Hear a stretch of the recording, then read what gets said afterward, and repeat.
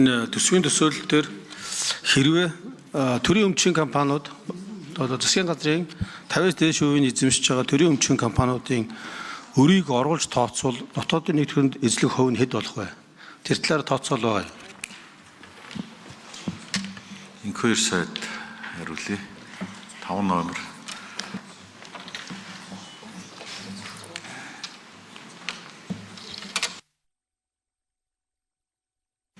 Таван номерын микрофоныг өгөөрэй.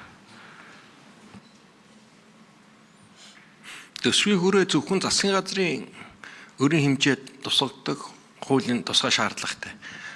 Төрийн өмчийн компаниудын орлого авлага алдагдлын тоо хэмжээ гадаад өр зүйлийн асуудыг орохгүй.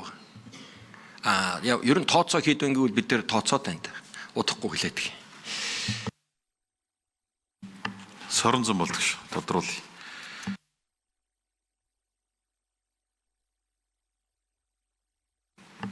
Соронзон болдог шүүний микрофоныг өгөөрэй.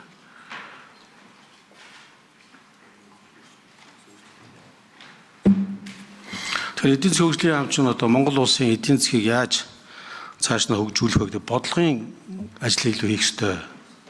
Тэгэхээр эдийн засгийн хөгжлийн яам дээр иймэрхүү тоо бол одоо бэлэн л байх ёстой л гэж бодож байна. Тэгэхээр энэ тооныг хариулмаар байна. За дээрээс нь болохоор бид нар нөгөө үндэсний баялагын сан дотор хоримтлын сан гэж байгаа.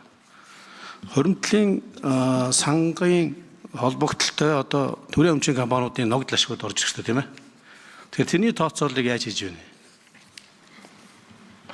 2 жилийн төсөөлөл дээр үндэсний баялагын сангийн хоримтлын сан гэж байгаа шүү дээ. Тэр чинь төрийн өмчийн компаниудын ногдол ашигаар бүрдэж байгаа. Тэгээд тэрийг яаж төсөөлж өгнө гэж асуулт. За 5 номерын микрофон.